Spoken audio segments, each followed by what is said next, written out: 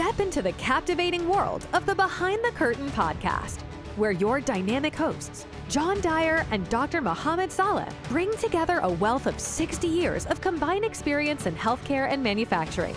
Join us every week as we delve into intriguing topics, weaving unscripted conversations that promise to take you on an unpredictable and enlightening journey.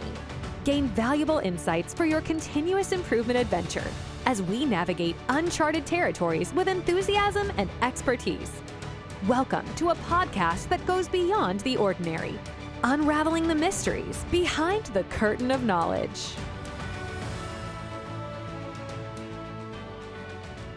Hello, everyone, and welcome to another episode of Behind the Curtain. My name is Mohamed Saleh, and with me is my co-host, John Dyer. And today, we're going to be diving into leadership characteristic number 10. Now, we're still in the domain of change, and we acknowledge that one of the most important things as you go through change is your leadership characteristic. We've discussed 9 of them so far, and now we're jumping into number 10. This is going to be a 2-part episode that we're going to go into just because of the, I would say, both severity and importance of this characteristic. Today, we're going to really focus on the why be a coach? And so that's really, as leaders, we really need to understand the why and the purpose behind that before we go into it. And then the next episode, we'll talk about the how and the vehicles and the effectiveness of coaching. So let's kick it off, John. Why don't you lead the way onto the why and the purpose of coaching? Yeah, thanks, Mohamed. Obviously, this is a topic that I'm very passionate about, and I think it may be one of the most important ingredients to helping an organization thrive with their lean and team-based improvement initiatives. So let's take a step back for just a moment. Think about the typical organizational structure. You know, it's been around for hundreds of years. It's the typical triangle, right? And let's say you have 20 mid-level leaders in the organization, and they report into, say, 6 directors who report into 3 vice presidents who reports into the CEO. So what is their main focus, right? Their main focus is obviously to make sure the company does well, but really the main focus is, how do I get promoted? Or how do I have long-term viability with the company? Now, currently, how do people get promoted? Well, you have to stand out, right? You have to make yourself more appealing than all of your peers. So if I'm part of that 20 group of middle managers, middle leaders in the organization, and one of the director spots opens up, then I'm competing with those other 19 peers. Plus, I'm competing with all the external candidates that are out there. And currently, the only way to make myself viable for that position is for people to know who I am, talk about what I've done personally. Am I competent and capable of moving into that position? Yeah. And there's really 2 ways to do that for me, right? Is to either make myself look better or tear my peers down, right? Make them look worse. So that's just a reality. And I think sometimes until that organizational structure changes, until that pyramid changes, that's the reality of what the way organizations work. Now, you know, some privately held organizations may not have that structure. You know, we talk a lot about like things like servant leadership, and I fully embrace the concepts of servant leadership. And I've even used the PowerPoint slide that shows the triangle turning upside down, right? Where all the leaders support the workers at the top. And again, that's a very, very nice concept. But in reality, it is completely impractical, right? Because that's not how people get promoted in today's society. You get promoted by making yourself stand out, not your team, not your employees, right? So now let's take that one step further and say, okay, an organization now is setting up teams to do process improvement or lean or whatever. So here I am as a leader. Again, the whole time I'm trying to figure out how to get myself promoted. And now we have some teams that have been formed. Well, those teams are going to start having some successes, pretty minor successes starting off. And as the leader, I'll be like, well, great, that's great. You know, it's a novelty kind of a thing. They're having a few minor successes. The organization's getting a little bit better for that. So that's great. And I'm going to praise those teams, and I'm going to, again, make myself look better by making it look like I'm supporting those teams. But now a team has a significant improvement, something that wows everyone. I mean, it's just like a step change. And all of a sudden, all of the people in the organization, including my boss and my boss's boss, gets wind of this. And it's like, whoa, this is a really big deal. So again, as the leader, I'm sitting there going, how do I turn this into something that gives me credit so I can stand out? Because again, my objective is to get promoted. But this is a real delicate situation, right? Because if I try to take credit for what the team has done, that may backfire on me, right? It may make me look like I'm trying to hog all of the credit. Yeah. So really the only answer is to praise the team and maybe get some, a little bit of side credit for the fact that I actually, let the team do their thing. But that's not very much credit. I mean, that's not something that can get you promoted. And in fact, it can actually turn into a detriment because remember, your peers are also vying for that promotion position.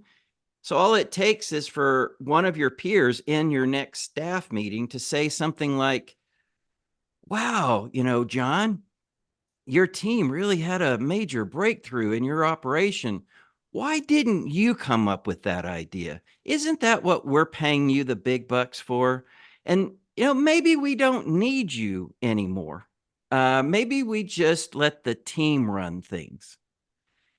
At that point, I'm going to stop all the teams. I'm going to shut them all down. And that's usually about a 1.5 to 2 year cycle. And you would be amazed at how many people have shared with me over the years that that's exactly what has happened with their lean initiative, right? It starts off great. The leaders are behind it. The teams get going. They have some minor wins. The leaders celebrate those minor wins, even throwing lunches to celebrate and all this. And then a team has a major breakthrough, and all of a sudden, the leader's no longer in the spotlight. It's the team that gets into the spotlight, and the leader is pushed off to the side. They feel like they're being ignored. They feel like their chances of promotion is slipping away. Boom. And then they stop all the teams. So I think the answer to this, because this has been going on for over 30 years now. I've been in the continuous improvement and lean business now for over 30 years, and this has been going on for those 30 years, and it hasn't gotten any better. It hasn't changed. Now, again, there are pockets. Like I said, privately held companies might have that, team-based structure, and the owner really does believe in all these things, but not in most major organizations, both manufacturing and non-manufacturing, right? Yeah. Hospitals and so forth, government groups, they all have that triangle organizational chart. So I think our best chance of changing all of this is to start relabeling leaders as coaches. Coaches share in the success of the team, right? But they also are, criticized if the team fails, right? How many times have we thrown coaches under the bus because a team gets on a losing streak? So they have to have skin in the game, but every time the team succeeds, the coach is the first one, that's being interviewed by the reporter saying, hey, how did you do that? How did your team win? What was the strategy behind this? So they get to celebrate in that success as much as the team does. Yeah. Now, there's a lot of changes in their behavior to go from a leader to a coach. It's no From a longer, boss to a coach. Yeah. yeah, it's no longer the same, characteristics that a manager has or a leader has. It's a completely different set of skills and characteristics. But I really do believe this may be the only way to have long-term sustainable lean initiatives in a US based organization. Now, other cultures, other countries don't rely so much on the triangle organizational chart as we do. And I tell you, it is one last thing, and then I'll turn it over and I want to hear your thoughts. One last thing. I have helped several organizations blow up the triangle and go to something more circular. All right, we're going to have the teams in circles with the coach in the middle and all this. And I tell you, every single time I've helped maybe half a dozen organizations make that change, and it was very successful. And man, they loved it and they were thriving every single time. All it took was for one new executive to come in and say, "Where's the triangle?" That's what I'm used to seeing. I'm not used to seeing all this gobbledygook with these circles and these teams and these coaches. I'm not used to that. Where's the triangle? We're going back to the triangle. And then all of a sudden, it all goes back to the old ways of cutthroat, promote myself, tear down my peers, make sure I get all the credit, all the glory. Happens every time.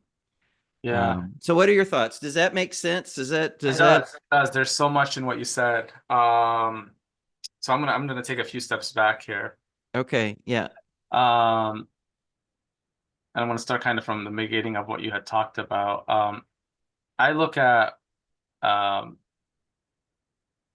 bosses,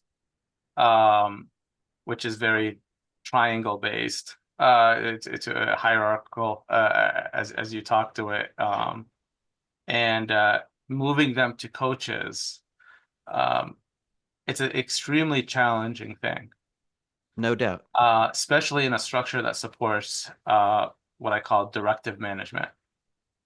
And so, if your organization is designed in a way that it's directive management, the only people, your identity is based on firefighting. And so it's really hard to move from a directive management mindset to a development coaching mindset. And I define leaders as a development coaching. I don't use the word leaders for directive management. That's bosses. A leader, when I start looking at what is a leader, leader's only job, and I know this might be a little blunt for some of our listeners, their only job should be to grow others. Should And be. so The key word there is should be, right? should be to grow others. And so for you to call yourself a leader, there needs to be a reflection moment in the mirror to say, how am I growing others? That's your only metric. And for me, it's a multiplication game. And so as a leader, my job is to multiply capabilities in the organization. And I can't do that if I'm not growing them. And so the only avenue for me is my ability to multiply capabilities. It does put a threat on me, but it does multiply capabilities, which does not equal hoarding knowledge or hoarding power. It has to be a model that distributes leadership throughout the organization, not hoards it towards yourself, so that the power index gets low. But you see, then my question is, how do you get promoted? I'm gonna go there. Okay, all right. And so so if the goal is to not hoard knowledge, and if the goal is to not hoard power, if the goal is to distribute power and reduce that power index, and if the goal is to distribute knowledge and multiply your capabilities, um, then the way that I need to view promotions and structures has to be from the effectiveness of my leaders as coaches, not as my bosses as firefighters. And I have done exactly what you said. I've taken vertical organizations and made them into horizontal value stream organizations. And all it did take was a few people to say, I want a bigger power index. And so zip, it just goes back to that. Right. But fundamentally, there's something that you said that I want to get to it. There's a fundamental ingredient in what you just said, is that if I value coaching and developing others as a core criteria for climbing that ladder, I need to be able to put measurements to it. What does that mean? And I have to, it's going to be extremely hard to do, but I have to almost, what's the best word to say this? I almost have to either negate or despise firefighters. And so because firefighters is a very selfish act. You think you're being a hero, you think you're doing good, but you have to retire that cape. A superhero retiring is very hard to do, especially when you're trying to say you're no longer going to be in the spotlight, everyone else is going to be in the spotlight. And I think the only way an organization can flourish is to be able to put value into this multiplication factor.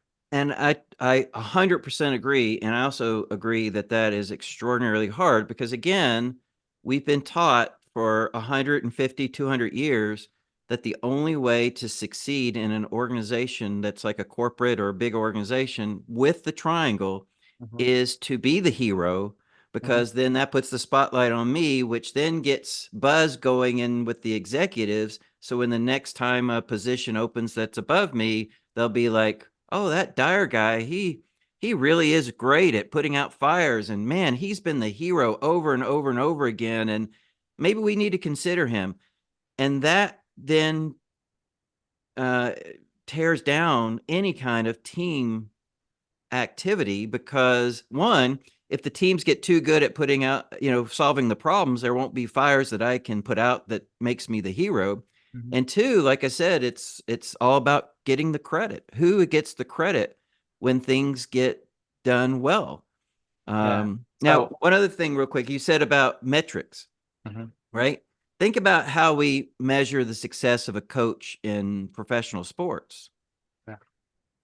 It's all about the wins, right? It's all about how many wins did the team achieve. In this case, it would be the customer is the win, right? How many times did we satisfy the customer's needs? Quality, quantity, model mix, cost, and so it's one of these things where if you truly wanted to go to a coach team structure, it would be based on how many wins did the team achieve, and everything else is basically immaterial. It's like, okay, you're going to be measured on the success of the team, and oh, by the way, the best coaches that have winning records over and over and over again are the ones that get moved up to the bigger teams and the bigger teams and the bigger paychecks. That's the ones that get promoted. Yeah, totally agree with everything that you just said. I want to get back to another point that you brought up that I think is fundamentally the conversation that we're having right now. And you had pointed out that in the boss hierarchy model, the only way to get promoted is two ways. It's either I become the superhero and I steal all the credit. And two is I stomp on my peers Right. so that I look like better than them. And I would say in most organizations that I have seen both examples happening simultaneously. It's not that or that, it's that and that happens. Right. I want to be the hero, the firefighter, and I'm going to stomp on everyone and kind of belittle what they're doing so that I could look like I'm worthy of that promotion. So if I take a step back and said, okay, if that's the current behavior, what's the opposite of that look like? And so the opposite of that, and if I'm looking at just 360 here, for my team, I can't be stealing credit. And I have to move from that directive management role to a development coach role, which means things like my one-on-ones have to be moving from tactical conversations to development conversations. Okay. So in those development conversations means I have to be better at the quality of my questions and my guiding questions. It means I have to be better at active listening. It means I have to get better at empowering ownership. That is what my boss should be judging me on. And if I do that, then my team will flourish and I will communicate their wins to my boss. And that there should be value in that to my boss. With the other one, stomping my peers down, there has to be the opposite of that would be when my team struggles, how do I make it about the team versus myself? How do I go help my peers out? When my teams have an idea, how do I become their biggest champion? So, hey, Mohamed, you know what? John's team, he's your peer. They're working on this. And I'm like, you know what, John, that is amazing. I want to attend that. I'll be there for your kickoff. I'll be there for your report out. I'll be your biggest cheerleader. That should be a criteria. How is Mohamed a team player with his peers? And so I think there's a new view that has to be looked at horizontally with your peers. There has to be a new view and a new purpose of moving from a boss to a coach, from a directive to a development individual as a leader.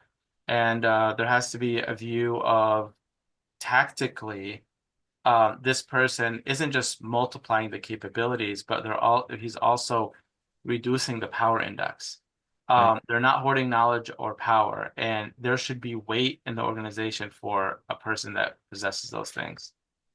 All right. Well, hey, great conversation to set the stage.